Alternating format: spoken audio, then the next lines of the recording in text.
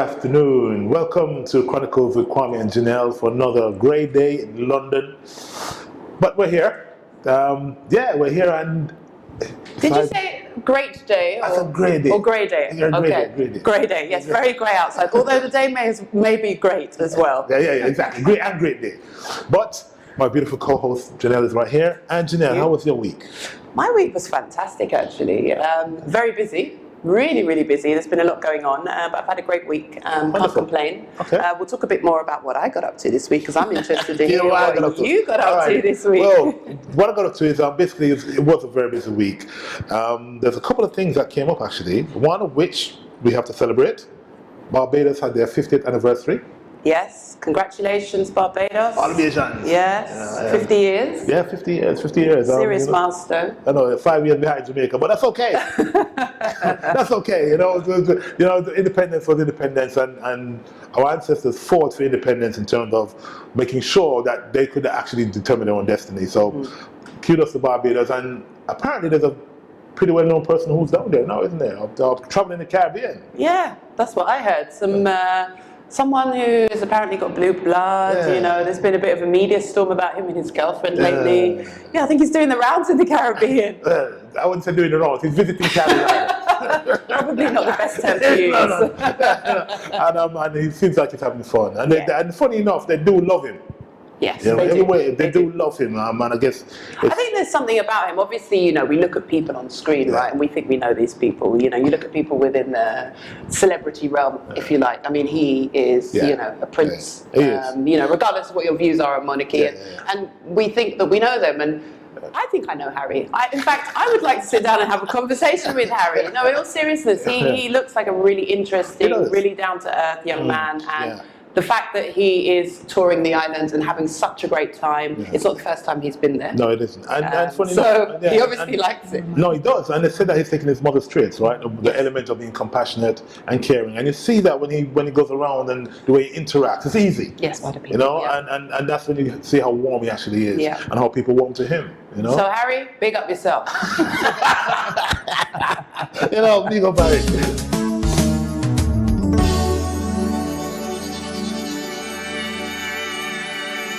Get that out. Now, the Jamaica Alumni Association, they also had a pre-meeting to a bigger meeting in January, and it's the Jamaica Alumni Association UK, and it's made up of past students from Jamaica. So regardless of which high school students went to, our primary school or basic school, this is an association which is catered to their needs, in a sense, helping to fundraise, as well as to create another networking base for people who wish to do so. That's another good initiative. And bringing people together and sharing ideas. It is. Sharing a joint experience of actually being here in the UK. Right? Yeah, exactly. And really important. It is important. And there are many Jamaicans here who went to school in Jamaica, who still have an association with their school or still love that experience, And we always have a way of giving back. Because I had the opportunity of going to school in Jamaica, and you do have an affinity. You have this love for your school. Even now as an adult, I have an enormous love for my high school. Yeah. Which high school did you go to? I can tell you. But you're going to have to kill me? Exactly.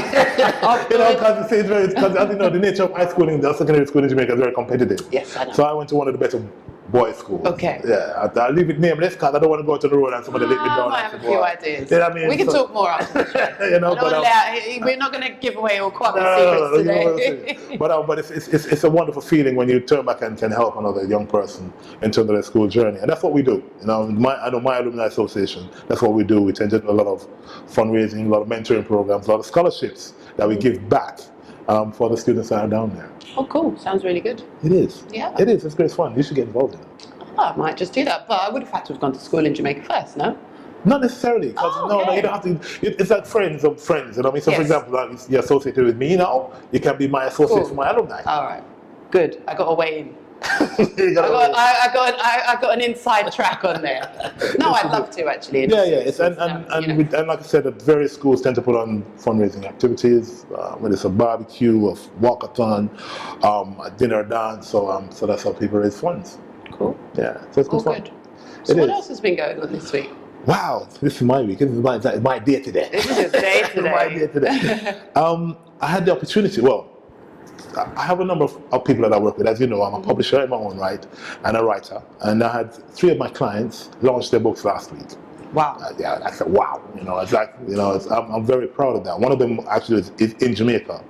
And her book has gone, crazy. It's Tamika, and I've got a cover book right here. That's what it is. It says, Unearthing the Diamond, a story of struggle and strive to a successful life. Done by Tamika Felina Pummel's Williams. And this book has actually gone, and I mean viral. She's now been invited to the UN in New York to do a talk about her book, and she's been featured right across Jamaica in a very short space of time. And basically it's a story of her journey as a woman who's been abused. And last week Friday was the International Day of Elimination of Violence Against Women, which is UN sanctioned, United Nations sanctioned, and she launched a book then, and it's just been. Yeah, she's doing phenomenal work in Jamaica and outside of Jamaica, helping young women to come to terms with whatever experience they may have gone through, and helping them, empowering them and giving them the power and the strength to be stronger out of that experience. So she's doing very well. And can I just say, as Kwame mentioned, he is an author, but also it's part of his business to help other people write. So if we're going to talk some more later, Kwame's been giving us a few tips from week to week about writing. He's going to give you a few more tips later on. And if you are a budding writer, again, get in touch with us, get in touch with Kwame. He'll give you the McPherson touch. Thank you. And in terms of coaching, guidance, mentoring for writing, Kwame's your man. So well done to you. Well done to Tamika.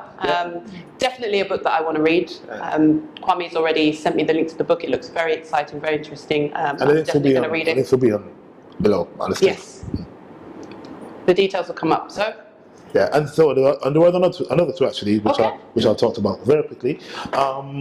This one is Zuree Girls, and this one is virtually Zuree Girls School again, and this is a part of a global brand. We're going to have the incredible entrepreneur of this brand, Zuree, and it is. Do you know what it is? Do you know what Zuree is? Do you know? I do know what Zuree is. So we both had the pleasure actually of being at the launch of the Zuree brand. Miss Saffron Jackson, congratulations to her. This is the entrepreneur behind the idea. Yeah. And actually it's a collection of ethnic dolls that this is where Saffron's idea originally started from, to have a collection of ethnic dolls for young children basically. So your usual doll. When I was a child, I had a few dolls. Most young girls, and in fact, some boys do have dolls. So it's actually having a doll that represents the image of the child that has that doll. And I think that's really important that we see who we are in the things around us, whether that be toys or whatever that might be. So I know that Saffron's done a fantastic job in launching those products, but also the whole brand that goes with it. So the Zuree Girls, the book, there's so much more to come from it. But tell us a bit more about the book, because I know actually that you've been guiding her and mentoring her through developing her book. Yeah, well, the book itself is basically about the experiences of the original characters. Original characters, which are Akua, Roxanne, and Winter. Yes. And basically it's about their experience and when they're growing up, because they're immigrant children and growing up in a new environment, which is the UK. And it is just about the story, their journey and experiences in school and outside of school. So this is a part of the Zuree brand, which will be global. It will be global because the unique thing about Zuree, the first doll, is a Patois Speaking Doll. That's right. Yes. Just like Patois Speaking Doll. I want a dolly. I want a dolly now, And I know there's more plans, there's more products, more plans for more products. Get on the website and have a look. But I know there's also a plan for a Rasta bear. Yes, there is a Patois Speaking Rasta bear. But how refreshing to have a collection of toys for our young people that is truly representative of who we are. Definitely. So more parts of Saffron and Zuree. Watch Zuree. It's going to be a global brand. Yes, it will be. And the last one is done by Daniel and Joshua Brown. And this is our first trip to Jamaica, the land of wood and water. Now these are two young people. At the time they were 10 and 8, I think. Oh, wow. Yeah, and they decided to write their own book about their experiences whilst in Jamaica. And again, it's the beautiful thing is it's in their words. And yeah, it hasn't been launched yet. It's still a soft launch. It's going to be launched eventually. We'll have the launch date and everything.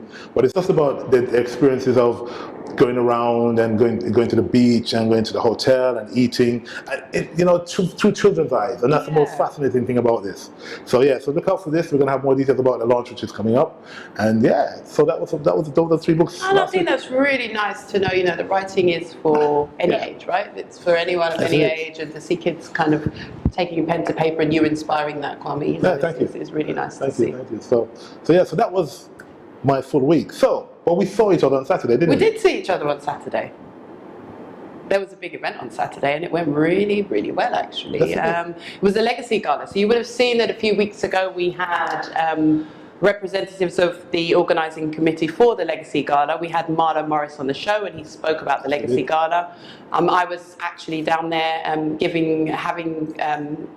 interviewing some of the award winners and some of the people who were at the show, and Kwame was there as well. Yes, I was. Well, you looking very sharp indeed. All suited and booted and really looking the part. It was really a lovely event, really successful event. It was great to get everybody down, from the community down, and everybody to dress up and support the cause. And it was about legacy and about passing on our experiences and our achievements to the next generation and supporting the next generation coming up through that. So, well over, I think, about 500 people attended, right? Yeah, well attended. Well attended event. Some really prominent key figures from the arts, from TV, from fashion, from education. Some really, really worthy award winners. Mr. Leroy Logan, MBE, given an award for his services to the police within the black community. DJ Mystery, right? How can we forget? DJ Mystery got an award for years and years of service. I mean, I had the pleasure of interviewing him. And when I did, I said to him, I remember you as a child. I used to hear about you growing up. He said, oh no, you're revealing my age. But in all honesty, he's been somebody who's been a pioneer within the entertainment business amongst the black community, and definitely worthy of being recognised. A number of other people, educators, as I said, Maxie Hales. Yeah, Marlon Palmer. That's right, Marlon Palmer of Kush Films. So, it was a wonderful evening, a wonderful experience, really uplifting, really empowering. Great to see everybody dressed so well. Kudos and congratulations to the Black Sox organisation, Operation Black Vote, all who came together to put this event on. And I think we both agree, right, Kwame, that this is something that really needs to go from strength to strength, year to year. I certainly believe it will. I'm sure it will do. Yes. Without a doubt, it's a legacy. It's not the seed has not been planted, and it's just going to grow and germinate. Really, it's going to blossom. It's going to be such a massive event in years to come. And it's a great event to be a part of, not only in terms of the awards that we're giving, but also just to be a part of the energy. And what someone can get for themselves in terms of going forward. It was really a really great evening. It was, and it's about that collective vibration, in terms of energy, having like-minded people in the room, bringing that collective energy together. And actually, our guest, who we're having on the show today, we met at the gala, and she is doing some fantastic work. I'm not going to take too much of the limelight away from her, but her name is Caz Mac, and she has her own women's talk show called No Ordinary Woman, and we're going to be talking to Caz in a few, won't we? Absolutely. To hear all about the good work that she's doing and the great show that she's got going on. Yes.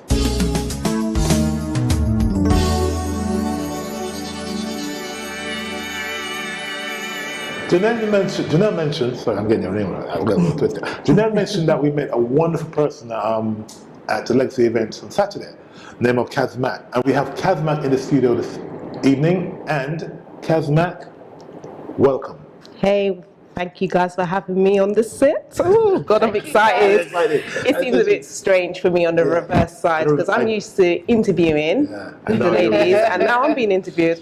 Can I just say, her regalia, beautiful. The boots, all put together for our interview. So thank you, Caz, for coming. Exquisite. This is how I look on a normal day. Oh, it is? Yeah. She woke up like this. Yeah. No, honestly, this is a sleigh day. We were saying before, this is a sleigh day, and it's got nothing to do with Santa and snow. As you look fabulous. Thank you so much. You guys are too kind. And so do you both. Oh, thank you. Thank you. Thank you very much. So, Caz, we saw you on Saturday at the Legacy event. First off, what do you think about the event? And you role there. So let's share. The event to me was amazing. It was absolutely phenomenal. It was something that is definitely needed within the Black community. Okay. And I just felt to be a part of it, given an opportunity to come down, and then obviously I met you guys.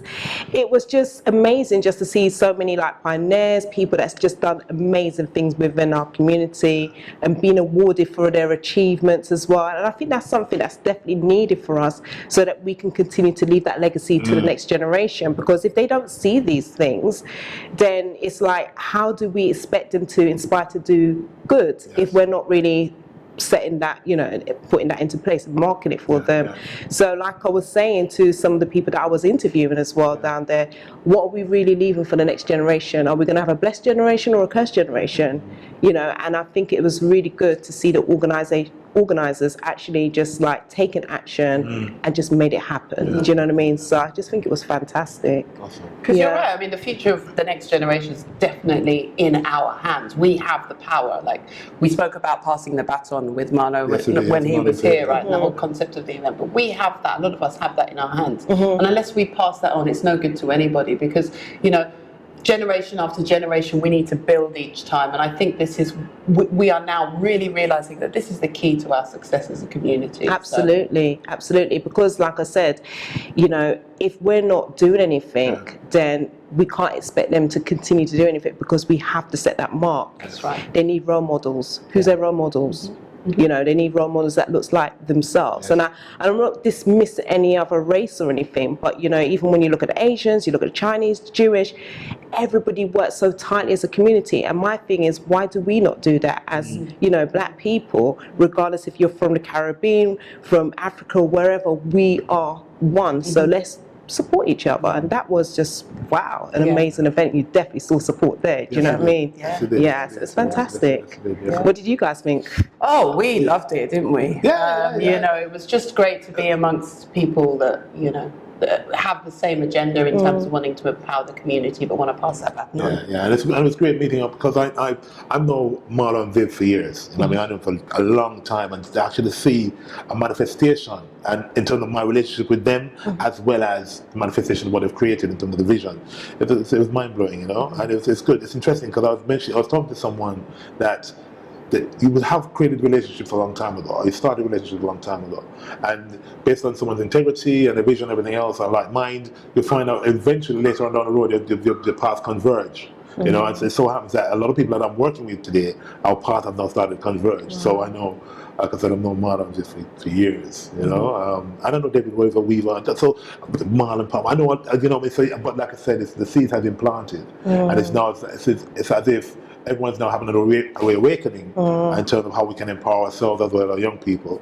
and it's causing a convergence of people, which is a great thing. It's a great thing. There's definitely a collective awakening of consciousness among our community. I mean, when I met you on Saturday, we spoke about this, didn't we? Yes. And we got into a really quite deep, but really inspiring conversation, and that we both felt that, never having met before, we both felt that, in terms of the way we're thinking and what we're feeling and the energy that's around and out there in the universe and within our community, we both felt that there is a real conscious awakening happening. We are on the verge of something big. Don't quite know what, and I think that as time goes along and more people start to awaken and realize, we will reach whatever destination that is. I don't think any of us can say where it's going to end up, but we are on that journey, we're on that upward. Definitely. I mean, there's a shift, isn't there? Do you know what I mean? And when you look at society, before there was Job for Life, that no longer exists. So it's now, and that's one of the reasons why we do No Ordinary Woman Chat Show, is because it's about every one of us is a talent. We're all born for a purpose. So in regards to you finding out what your purpose is, sometimes it may be like a change in life, whether you lose somebody, a loved one, or whether your job gets made redundant. Not you get made redundant. I hate when people say you got no, you're not redundant. You're functioning okay. Your job got made redundant. So whether you get that change, it means then you have to start looking within yourself.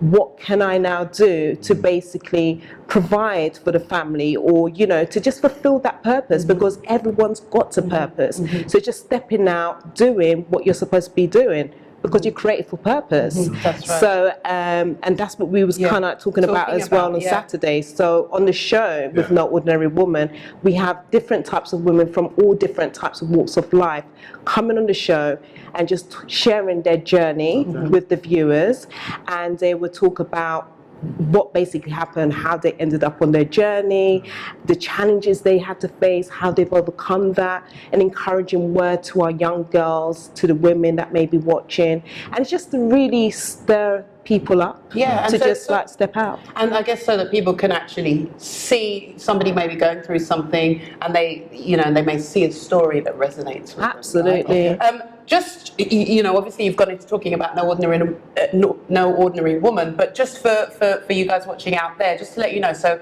Caz Mac has come up with a concept for her own talk show called No Ordinary Woman, where she invites women of all different backgrounds, issues, walks of life onto the show to talk about their issues, talk through those, and through that empowering others who are watching out there and sharing their story. So I'm not going to take too much more of your limelight away, but just wanted to kind of give a backdrop of what that is.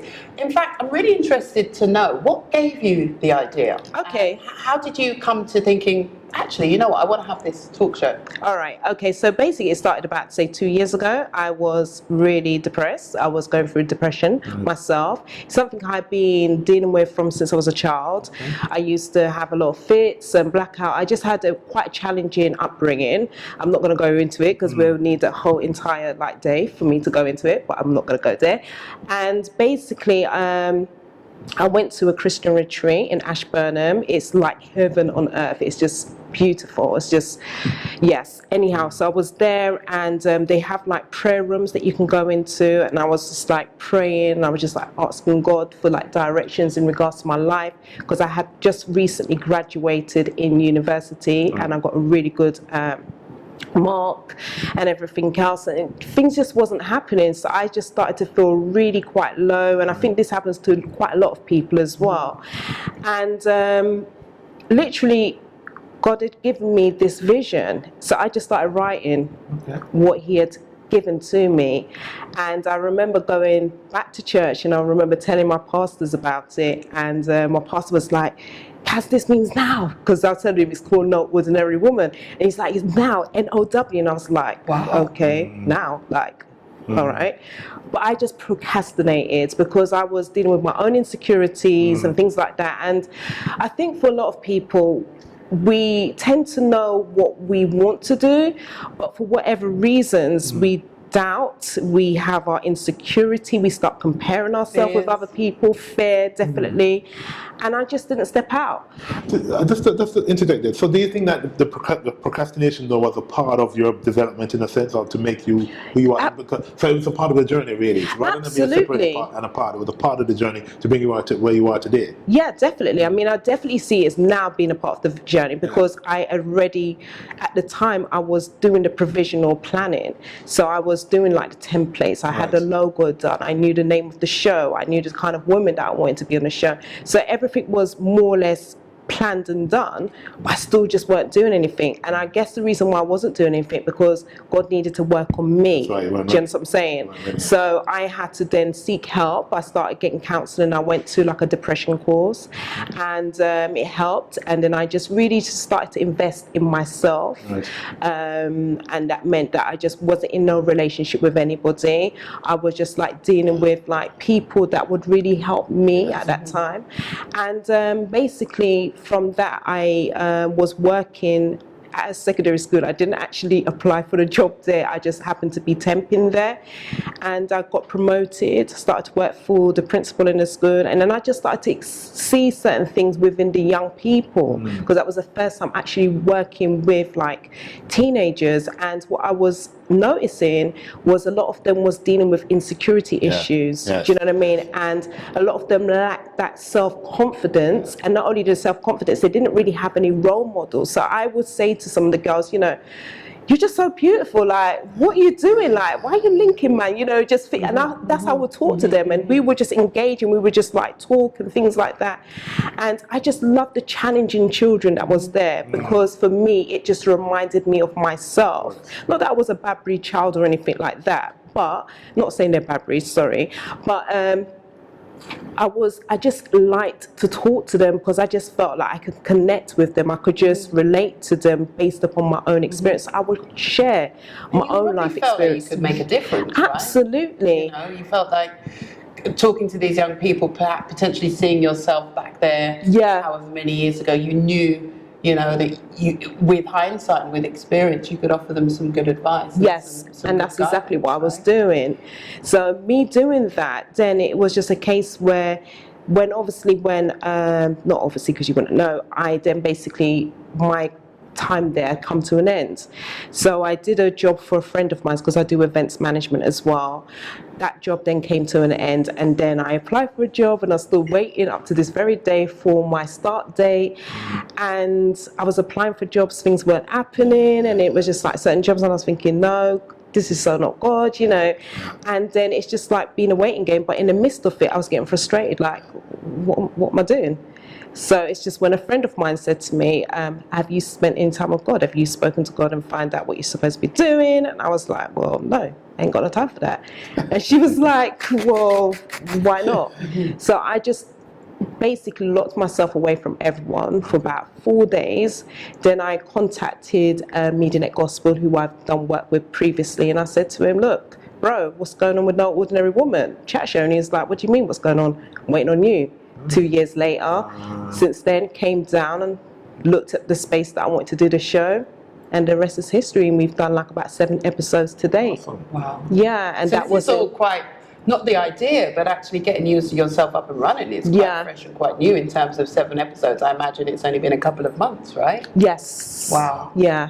That's Yeah. really Yeah. it's all impressive and all about timing, I'm sure. Definitely. It is, and one thing I've learned, exactly like you said, is that when you're on a journey, sometimes we think what we're supposed to be going for, that's what we have. That's what we've been told. And that's what we've been, indoctrinated to believe.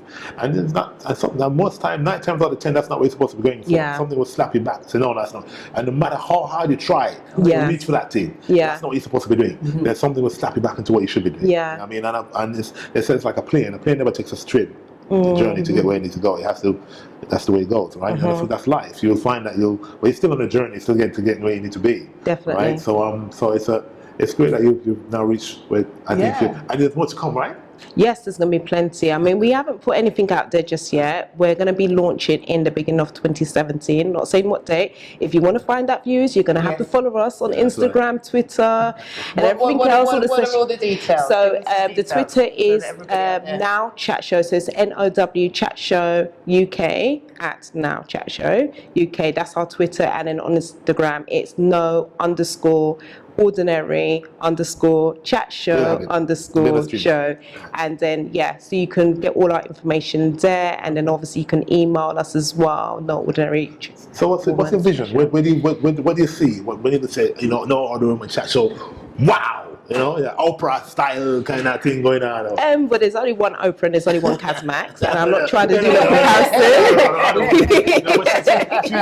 She need to go on the foundation. I mean, I think Oprah is just fantastic in everything she does. She's somebody that I've obviously grown up with and watched her, and I love her style and everything else and her story. But for me, I think mine's is very much about focusing on women and building women up, as well as guys are going to be blessed by the shows as well, because I'm sure they'll be able to relate. Somebody like me can come on your show, because I'm not a woman. Well, we may even have a No Ordinary Man show. Just saying, for the man's them. Okay. We need a man. But to be quite honest, the platform is for women who are leading successful women within their own profession that society has very little about. So we're not focusing on, like, say, celebrities as such, but for us, they are a celebrity by themselves. They're not ordinary women. Hence the reason why they're on the show. So yeah. Oh, wow. Fantastic. Wow. Well, I really look forward to it. So you say the launch is going to be at the beginning of next year. Yeah. I'm sure we will give you guys an update. You know, once you let us know when the launch is, we can let you know, so you can follow Caz and the good work that she's been doing with No Ordinary Woman, and the support as well. You know, watch the show. And I guess if people want to come on the show, you know, maybe there's an opportunity for that. If you know somebody you think may be good for No Ordinary Woman show, you know, once it's launched, then you will have Caz's details and you can get in touch with To be quite honest, they can actually email us at noordinarywomanchatshow@gmail.com. We've already been having ladies, we haven't even put anything out there, but because they've seen like images and women that's already been on the show, we've already had people like asking, how can I get on a show? So we researched them, and they're actually going to be on the show for 2017 as well. So yeah, it's open for women, you know, and young girls as well. By all means, do get in contact with us. We'd be more than happy to have you on the show. Awesome. That's fantastic. Wow, that is awesome. And I love this show as well. You guys are so great. I just love the way that you give information what's going on in the community. Because when I saw you guys, I was like, I want to have Janelle on the show. That's remember when I saw you on Saturday, I was like, I want to interview her. And then she was there, and I was like, I want to interview you. Yeah, it was just so crazy. Yeah. Don't worry, I'll take your offer up in the new year. Yes, definitely. 2017, we're going to have Janelle on the show. You can come on the show, of course. What do you mean? Thank you guys for having me. Thank you so much. Thank you.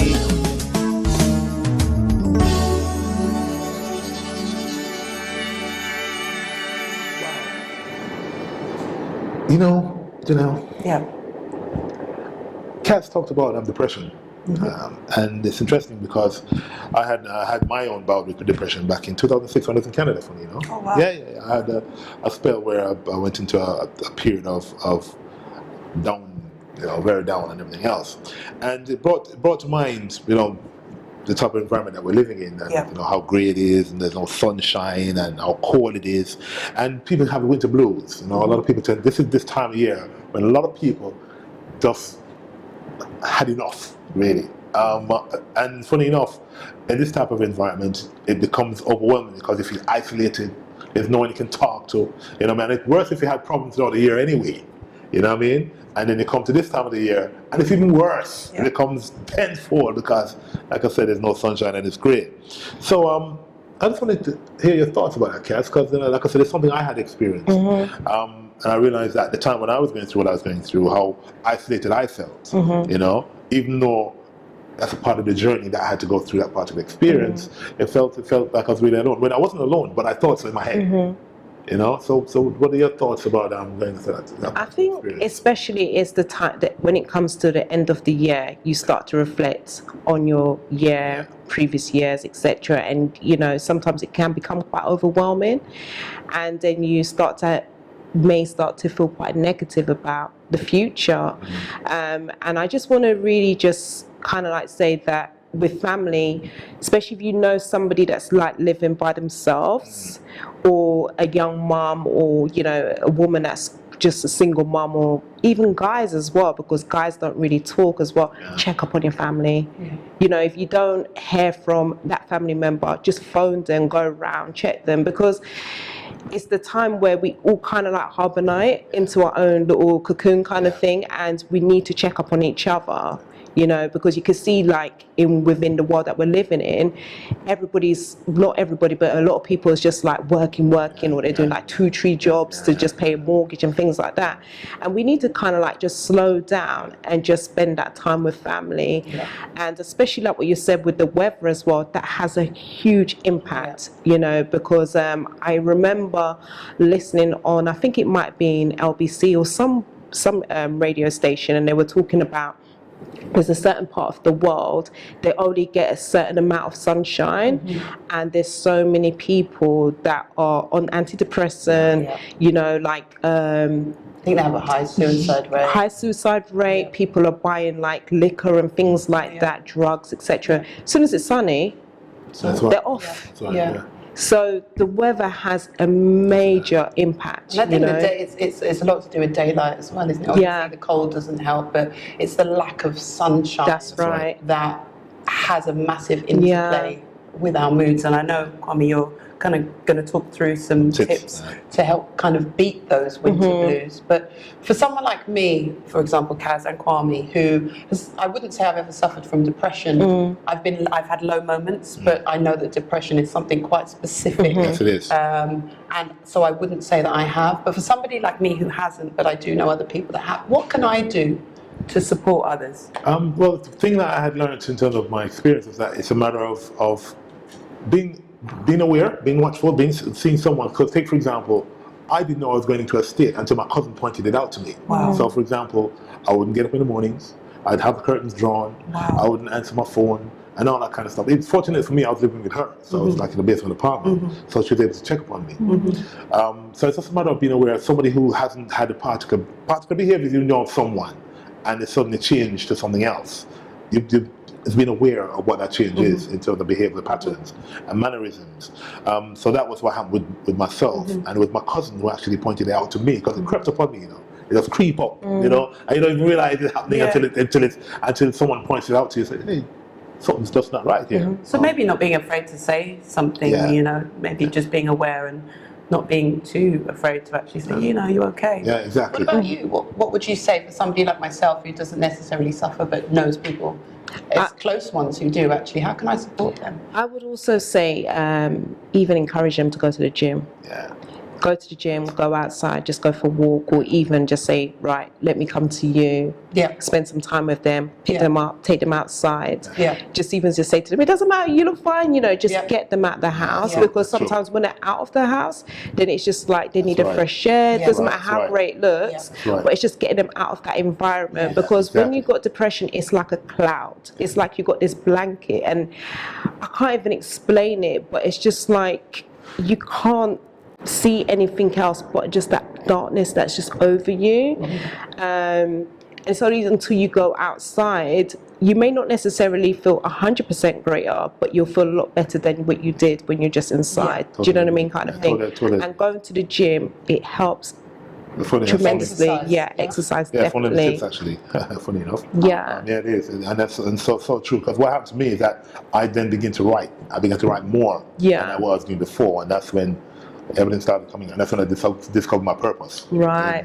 Through that, that's amazing. Yeah, through that particular experience, you know, that's when I actually found my purpose, or my full purpose for me, and I became aware what my purpose was in life, you know, and that took me out to a great extent of the experience that I was going through. But it moves on. You're correct in terms of the tips, because the tips of overcoming winter blues is getting outside. And for me, the first one is getting outside, keeping warm, eating healthily, see the light. Because light is what, not darkness, but you see light, whether it's literally or figuratively speaking, you see light, and take up a new hobby. See your friends and family and talk it through. So those are the tips, which I'll go through again. But they're so right, everything that you just said in regards to that is part of the experience. Yeah, and I think for men as well, because with men, they don't tend to talk up a lot as well. And, you know, a friend of mine, she lost her cousin, and he was a young man, and he actually literally wrote his note, and he said exactly what to be done right up to the funeral. I think I know who this is. Yeah, and you know, I remember even that week, then we also learnt about another friend of hers who had committed suicide that week, and prior to that, somebody had hanged himself near to a place of work. I can't really go into the information, but that was in the space of 1 week. Wow. Yeah, so that people were killing themselves.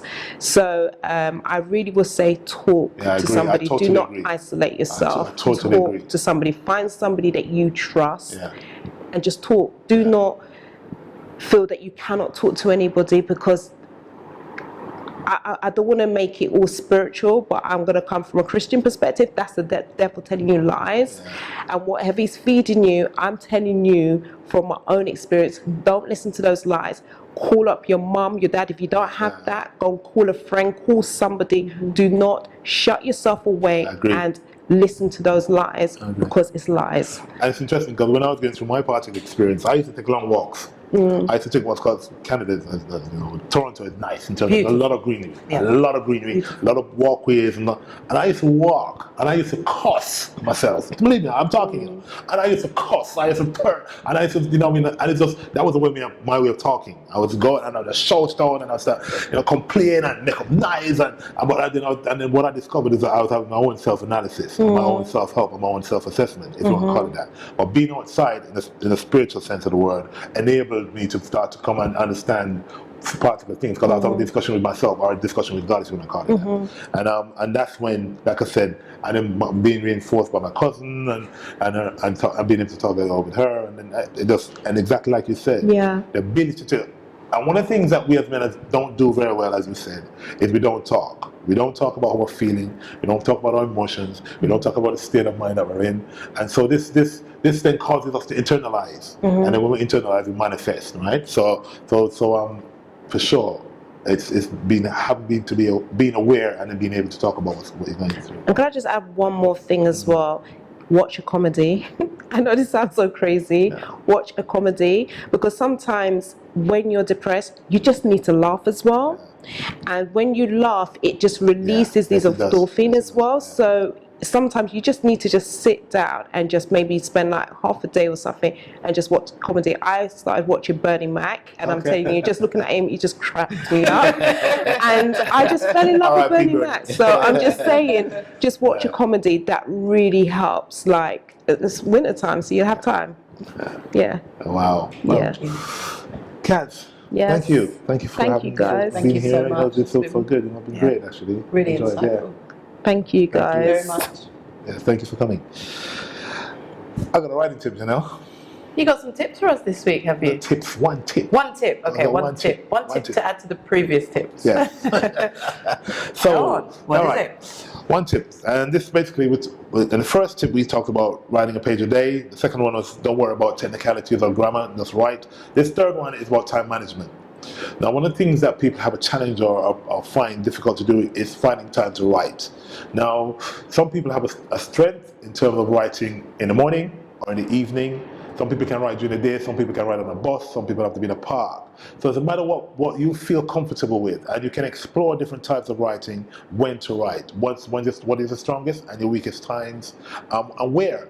Personally, I can write anywhere because I just love writing. But for other people, it may be a challenge. So I would say, in terms of creating that time, even if it's 5 minutes or 10 minutes, where you feel you have the strongest time to write, is a good time to write. And then from that, you'll have the discipline in terms of creating a time management formula or program for yourself. So that is my tip for today. Thank you. That was actually a very useful tip, as always, Kwame. I'm actually looking forward to the tips when they come up, and I'm sure those guys out there are too. I'm sure some people are halfway through a novel by now with your tips. Sure. But no, in all seriousness, writing is great. We've spoken about depression today. Caz mentioned about it being a release for depression as well. But just in terms of being creative and letting your ideas flow and getting that creative energy out there, it's so important. For sure. And like we just said earlier, and it has a relationship in terms of what someone may be going through and internalizing and being able to talk about it, or even to put it down on paper and then talk about it, and empowers the healing. It's cathartic, isn't it? It's that whole experience and journey. Yes, it is. And I've done workshops in terms of how writing has helped. So, Janelle. Yeah. Do I have anything to add? Yes, do you have anything to add? No, I think we've had a fantastic show today and we've covered so much. The only thing I would say is, thank you once again, Caz, for coming on the show. Thank you. We really look forward to the launch of No Ordinary Woman in the new year, so we're going to stay tuned for that. And we'd love to have you back on the show, wouldn't we, Kwame? Yes, we would. Well, I'm taking it. I'm Looking as accepting the radiant as invitation. Gosh, you lot put me on pressure now.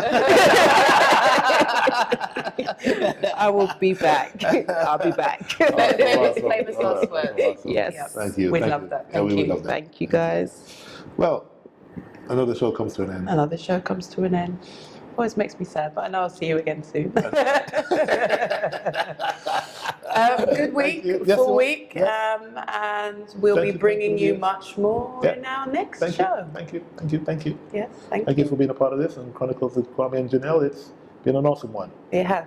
Yeah. Okay, you take care until the next time. Till next time. Bye bye. Bye bye.